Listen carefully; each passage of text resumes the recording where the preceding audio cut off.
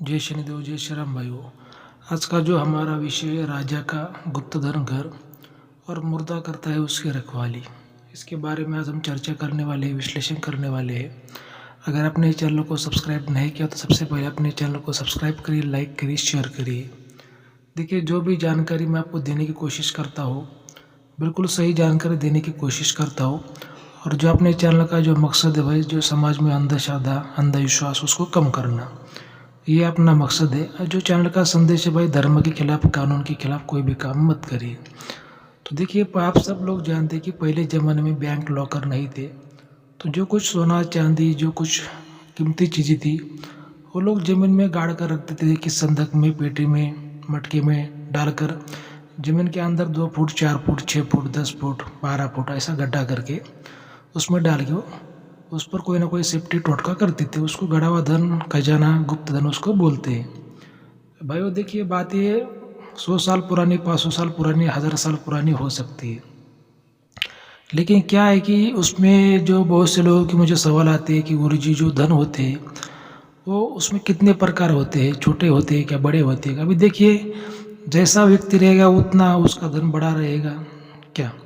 जैसा अगर कोई गरीब है तो उसका जो धन होता है छोटा होता है, और उस पर टोटका भी छोटा होता है, और जो धन होता है ज़्यादा नीचे नहीं होता। लेकिन अगर कोई बड़ा व्यक्ति, उसका धन भी बड़ा होता है, उसका टोटका भी बड़ा होता है, और ज़्यादा उसको नीचे रखता है, उसकी ज़्यादा उसकी सेफ्टी करता है।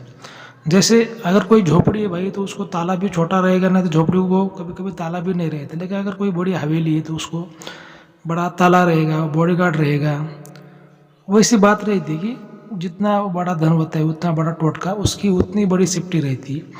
अभी हो सकता है पहले ज़माने में जो राजा महाराजे थे, जो कुछ गरीब लोग थे, अभी उनके पास में कोई बैंक लॉकर नहीं थी, इसी वजह से उनको कोई दूसरा रास्ता ही नहीं था, तो वो इसका इस्तेमाल करते थे, जो गुप्त धन रखने का जो तरीका है। अब जो पहला ज़माना था उसमें जो ज़्यादा ये पढ़ाई लिखाई नहीं थी, ज़्यादा कोई कानून नहीं था, तंत्र मंत्र की दुनिया थी, जड़ी बूटी की दुनिया थी। लेकिन ये बातें थी, पहले ज़माने में बातें थी। अभी क्या है कि अभी भी ऐसे, आज के ज़माने में ऐसे धन कई कई जगह पे मिल जाते हैं। धन है, धन नहीं है ऐसी बात नहीं है, आज भी धन लोगों को मिलता है। लेकिन क्या है ना कि जब शक्ति की बात आती है, जब टोटके की बात आती है, तो लोग फिर उसको झूठा बोल देते हैं, उसको अंधश्रद्धा बोल देते हैं।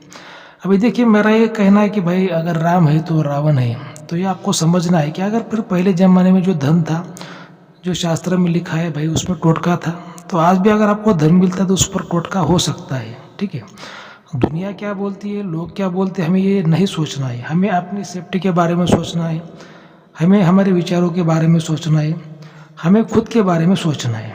ठीक है, जैसे अगर आपको कोई बोलता है कि भाई इस रास्ते पे कोई धोखा नहीं है, तो इसका ये मतलब नहीं कि फिर आप आँख बंद करके ही चले जाए। आपको आँख को खुली रखना है, उसके ऊपर ध्यान नहीं देना है, अपने आँखों पे, अपने कानों पे वो आपको भरोसा करना है और चलना है।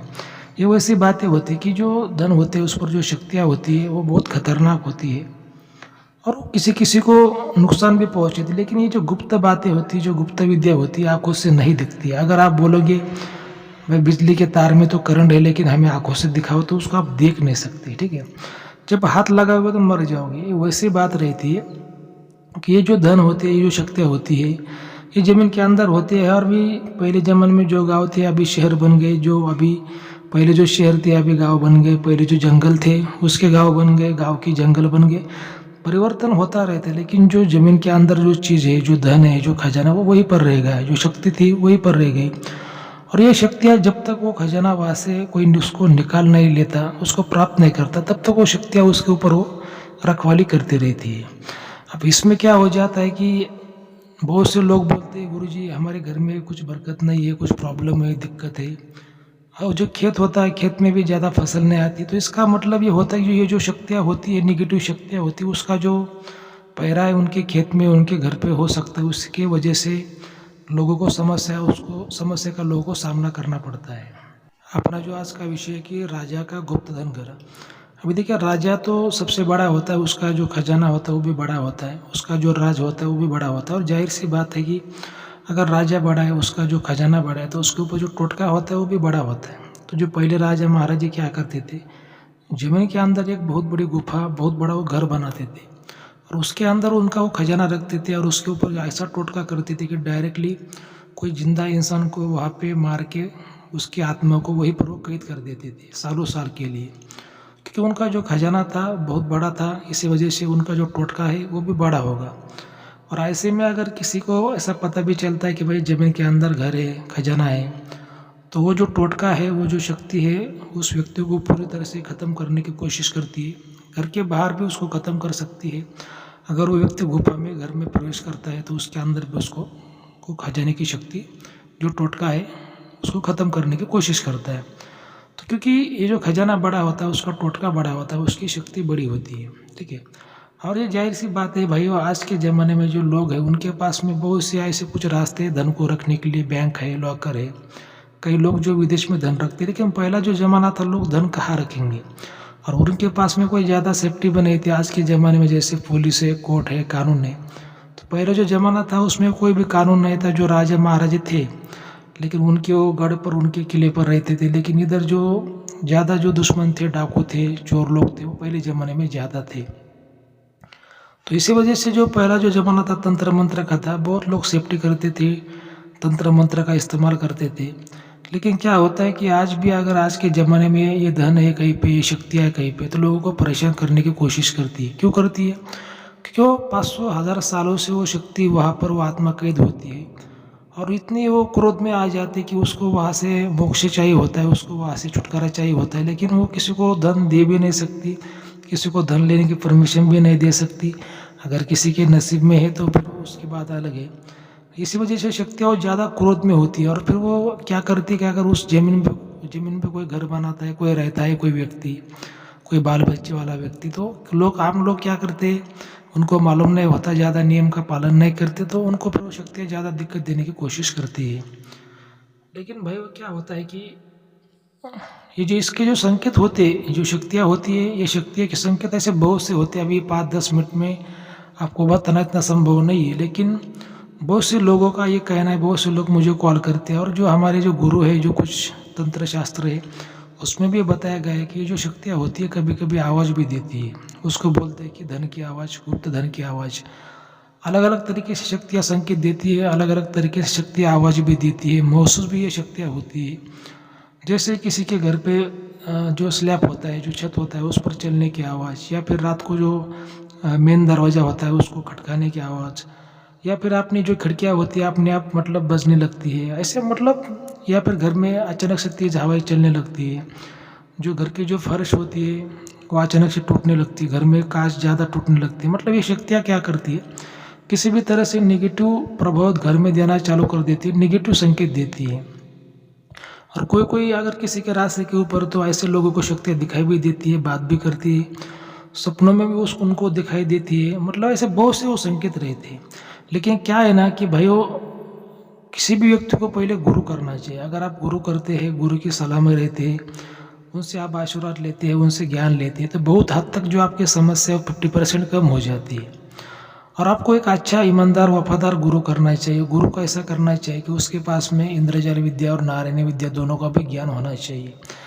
नहीं तो खाली आपने नाम के लिए गुरु किया, वो कुछ फायदे का नहीं है। क्या गुरु के पास में अगर विद्या है, ज्ञान है, तो ही आपको ज्ञान दे सकता है, आपको विद्या दे सकता है। इस बात को आपको समझना है, ठीक है। तो आप बोलोगे गुरु जी फिर ऐसी कैसी बात हो गई, कोई भी आध्यात्म में व्यक्ति गुरु ही होता है।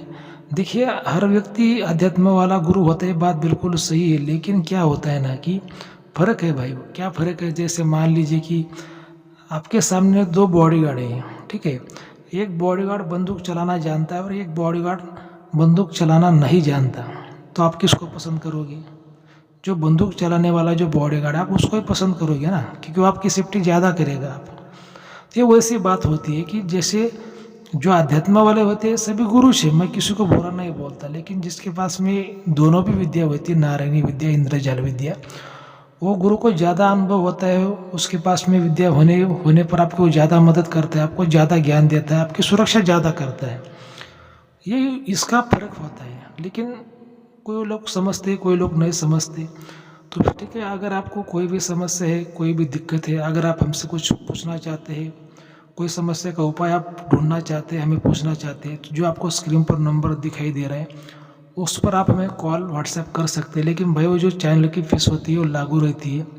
कि क्या होता है कि बेमतलब के लोग हमें बहुत परेशान करते हैं, इस वजह से हमने अभी चैनल पर फीस लगाई है। ठीक है, पहले उस व्यक्ति को फीस जमा करनी पड़ती है, उसके बाद ही उसका जो सवाल होता है, जो कुछ समस्या होती है, हम उसका उपाय बताते हैं। पहले हमारे चैनल की सेवा फ्री में थी, लेकिन लोग क्या कर रहे थे, ईमानदारी का ज़माना नहीं है भाइयों। लोग फ्री में सवाल पूछते थे, फ्री में उपाय लेते थे और बाद में फिर हमें ही गलत बोलते थे, या फिर कुछ लोग बिना मतलब के परेशान करते थे, कुछ भी बोलते थे।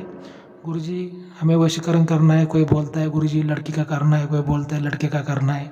ऐसा कुछ भी फालतू सवाल लोग पूछते थे, हमारा टाइम बर्बाद लोग करते थे। इसी वजह से हमने अभी क्या कर दिया कि चैनल पर हमने फीस लगा दी। जो भी जिसको ज़रूरत है फीस जमा करेगा, उसको टाइम मिल जाएगा। उसका जो सवाल है उपाय, अगर उसका जो सवाल हमें अगर सही लगता है तो उसको उपाय बताया जाएगा। उसका जो उसकी जो समस्या है उसका हल ढूंढा जाएगा भाइयों। ठीक है, तो आपको अगर आज का वीडियो अपना अच्छा लगता है तो चैनल को सब्सक्राइब करिए, लाइक करिए। जय शनिदेव, जय श्री राम, धन्यवाद।